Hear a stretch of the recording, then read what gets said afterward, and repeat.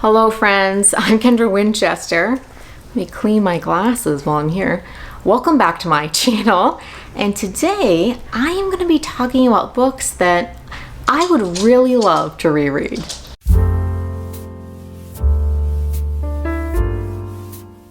Okay, so I have been back on BookTube since September, and I have really enjoyed it. It's been really I don't know, it just makes me so happy to be back, to be making videos, but to be doing something fun that I have enjoyed for so many years. And yeah, you all have been so supportive, and so many new people have found the channel. Thank you for coming onto the channel and commenting and showing your support. I greatly appreciate it. It means the world. And I've had different questions come up and people getting to know me. So I thought a way to help you all get to know me is to talk about books I would like to reread. So past favorites that I would like to reread, maybe in 2024, maybe just at some point. And yeah, I feel like we don't talk about rereading enough on the bookish internet. It's just a joyful thing to do. I used to love to annotate when I could read print. Now I read solely via audiobook. So some of these I read in print. I would like to do the audio. Some I just want to re-listen to, and I will give you the details of the narrators if I remember. Let's just jump in, and this is in no particular order. And yeah, let's start with N.K. Jemisin. This has the Reading Women recommended sticker on it. One of my favorite things that we ever designed. I digress. But the fifth season is a Hugo Award-winning novel. In fact, every novel in this trilogy is Hugo Award-winning, and I would love to reread the whole series. It is one of my favorite fantasy series. It is complicated, and I think N.K. Jemisin struggles with her world building. I've read all but 3 of her novels, and I think I read her debut novel, and she really struggled with world building, and so I can see how much her talent has progressed, her understanding of world building has progressed in the 5th season. But I would like to reread this now that I've read a lot of her other books. So this book is about a woman whose husband has killed her son and abducted their daughter. And in this world, there's a 5th season. It's sort of like an end of the world apocalyptic event, but it happens every X amount of years or so. So people know it's coming, they prepare for it, etc. Well, at the moment that her husband abducts their daughter and kills her son, the 5th season starts, right? So it's all these things happening at once. There is some really clever structural things happening. Some people can see it coming, some people can't. I only saw part of it coming. I don't know, I really loved it.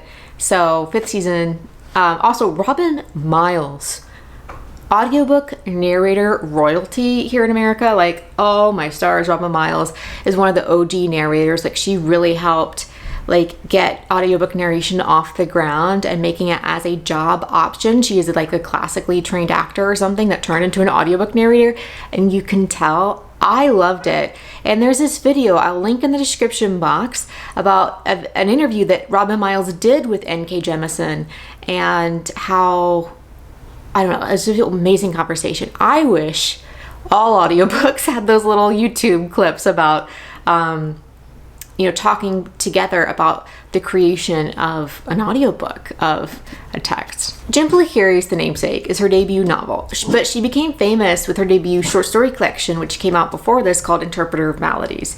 I would love to reread that as well. But I read The Namesake, and it's just incredibly beautiful. Then I watched the movie, and it was just a whole moment. And I have tried to read everything of Jhimpli Kheri's since. I have a few books left. I haven't been as into her writing in Italian and translating it, either someone else translating it or her translating it into English. It's not as much as my favorite as her original English books, but I still really love just about anything this woman writes. So I would really love to read The Namesake. This is about a young man whose parents immigrated from India and he came to the US. And it's him just the struggles of being an immigrant, a son of immigrants in the US, and what that looks like for him. It's just a beautiful book. I just became consumed. It's just stunning. Another book I would love to read, which was my favorite book the year it came out. Let me look. What year was that? How long ago was that? Okay, this came out in 2018.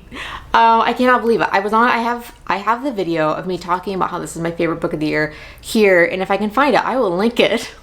But it is a stunning book about a woman who is from China who now works in the US, and she works in publishing, and she works with she's like a project manager essentially of like specialty books, like specialty Bibles and stuff that are printed in China and then are moved over to the US. So her language skills are very helpful, and she it's just so interesting. Basically, she becomes consumed and very apathetic. She becomes very apathetic to her life, right? Very uninvested, and just flows along with things, does the daily grind.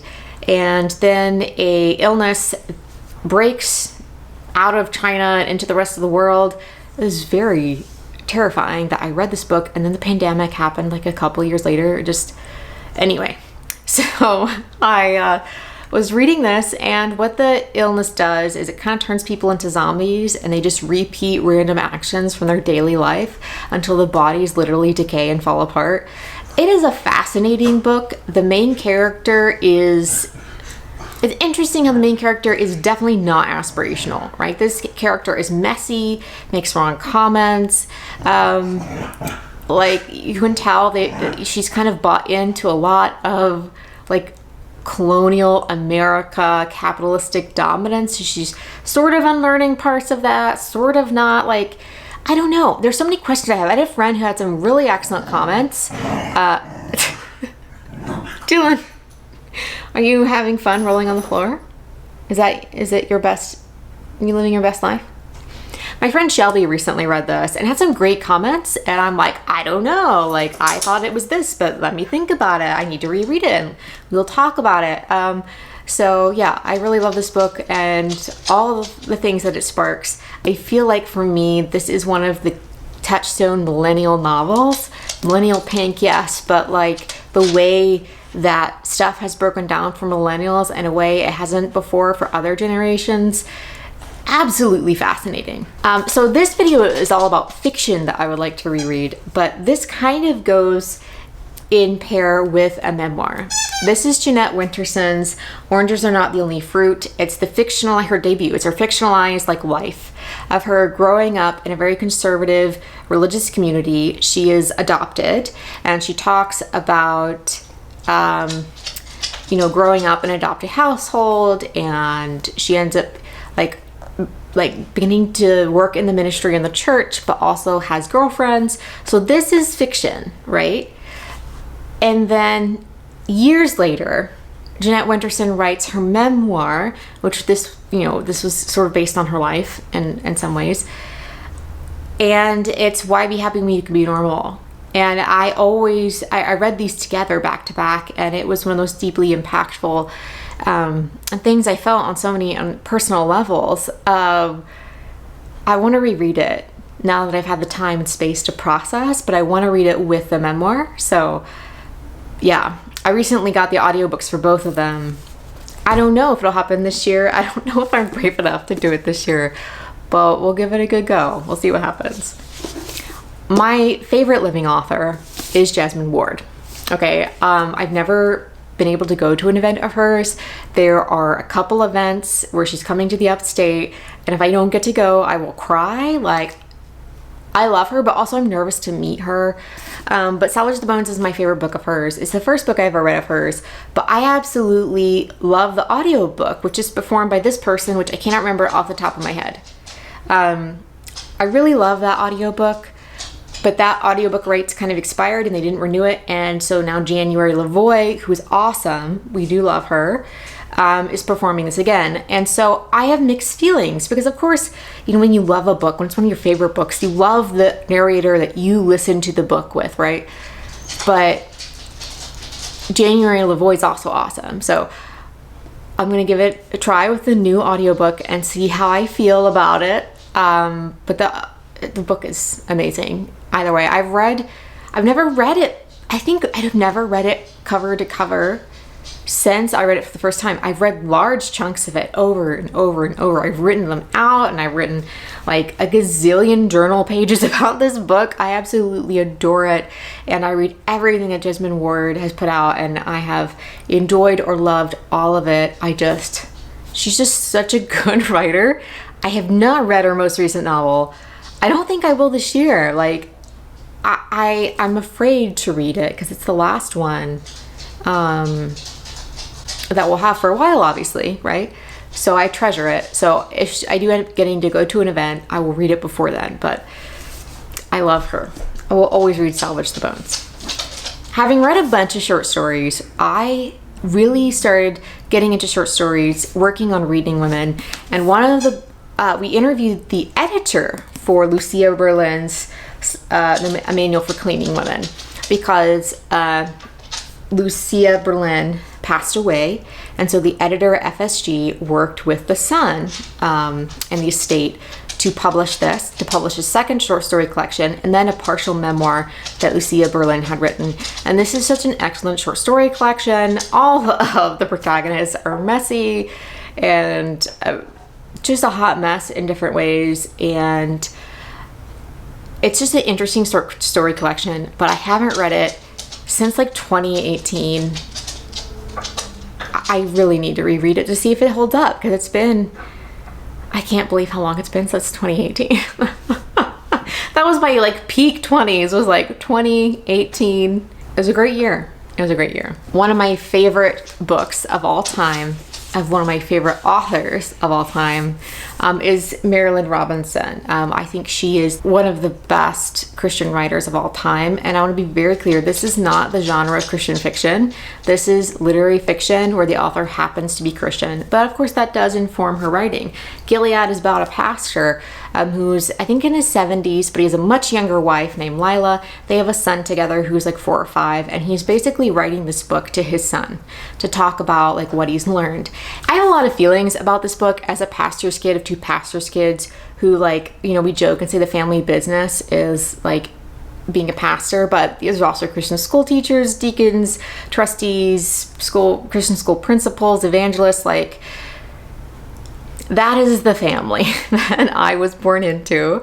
My family, so, you know, the people I love, part of that. And so for me, this book meant a lot. And I felt that Marilynne Robinson really takes to task a lot of people in the Christian community who are very close-minded about things, who are actually serving themselves with all of these rules and regulations they put on themselves, and forgetting that ultimately we should love others and be kind and gracious to others, and that if you're called to ministry, that fundamentally means serving others. And it's not about yourself and your intellectualness or your, you know, study of this, that, and the next thing. It's about other people. And that is something that I really appreciated in the book. Also, she gets like multi-generational pastor families. It was just so much that I love. I don't think you have to be, though, a Christian or a ton familiar with Christian faith to enjoy this, because fundamentally it's about a man and his son and his wife and his family and his community, and those are some really universal ideas. So I love Marilynne Robinson. We have another book from her coming out in the new year. I don't know if it's essays or novel or what. I haven't looked. I just screamed and added it to my TBR. I have no idea what it's about, but I've read most of Marilynne Robinson's work. I've read all of her fiction. There are some essay collections I haven't read. She has very dense essay collections. I used to read them in college when they would come out in periodicals, and it was just a lot. It was a lot, but she's amazing. I'm gonna quit gushing now, but it's just, she's so good. She's so good. A book from my childhood that I have not reread in years is Alana, the First Adventure by Tamara Pierce. I haven't read Tamara Pierce's books. I haven't reread them in ages. I really love certain quartets. So this is the Tortal universe. This is the first book ever put out. It's a part of a quartet. And there are several quartets in the universe that go in chronological order. I would love to read all of Tamara Pierce, so I have some of the audiobooks. And I think those are going to be my fun books that I wind down with at night. I have anxiety at night before I go to bed, so if I have a fun audiobook or like a genre audiobook, like I'm into Nikki French recently because Jen Campbell recommended them because she was stressed out about life, and I was like, fine, it sounds like they would do the job that they do. So anyway, after I finish Nikki French, I'll love to start rereading these. I love them. It's about a girl who has a twin, and they switch places, and she goes to be a knight, which is not allowed for girls to do. So she pretends to be a boy, and that's like the whole thing of the book. I don't know if they're going to hold up, but we'll see. One of my favorite authors is Menin Lee, and I would love to reread Pachinko. I have not reread it since I first read it. It is one of the most deeply impactful books on my career as a bookish media person. It won the Reading Women Award back in, I think, 2017. We interviewed Menin Lee, and her story of this book and how it became successful is really important to me. I think she's such a wonderful soul.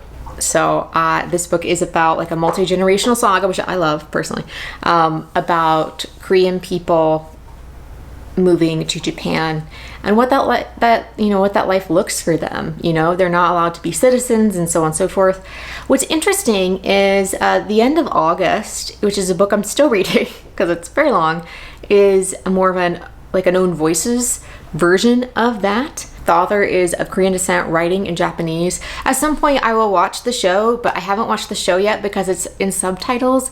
And if you can't read text, especially if you can't read text quickly, I can't watch it and understand. So I need to watch it with someone who will read all of the subtitles for me, which is a task.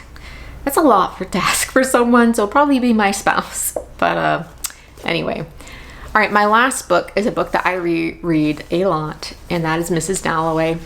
And Mrs. Dalloway is my favorite Virginia Woolf novel. Again, I don't think it's her literary best novel, but for me, it is my favorite because it is one of the novels that deeply impacted me in grad school, and that really helped me rethink a lot of things that I was still holding on to, I think. And I ended up doing a read-along of this book that I will link down in the description box.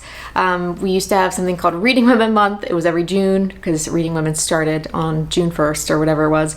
And so all month long we would celebrate reading women, and of course on our logo one of the people is Virginia Woolf. So I did a read-along on BookTube to celebrate, and it was a lot of fun. I'm very proud of that content. Very few people have watched it, and that's fine. It's there and I still love it. And every time I reread this, I annotate while I'm listening. And so I annotate in a different color ink, and then in the beginning of the book, I write what year it was in that ink. And so my comments, depending on when I reread. This is the one I annotate. I have other more pristine ones, more beautiful ones, but this is the one I would never lend if I ever was on that segment of that show. Anyway. Book podcasters know what I'm talking about. So yes, these are the books that I would love to reread. They are all huge favorites of mine. Some of them I know hold up because I've reread them. Some of them I'm concerned, but we will find out eventually. But thank you for coming along on the ride, and I hope that helps you get to know me and my reading taste better. If you're new here, thank you for being here. Tell me the books that you would love to reread down in the description box. And yeah, I'll see you in the next one. Bye, friends.